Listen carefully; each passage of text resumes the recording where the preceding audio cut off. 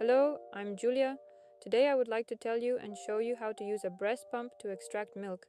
This is a very useful thing for mothers and is especially helpful when you need to quickly get milk. As you can see, this breast pump has a container for milk and the lever itself. When pressed, milk comes out. In fact, it is very convenient because you can use the milk container many times. Now I will show you how it works. I put the pump directly on my chest. Make sure that it fits snugly against the nipple and nothing interferes with you. Press the lever, creating pressure so that the milk flows into the container.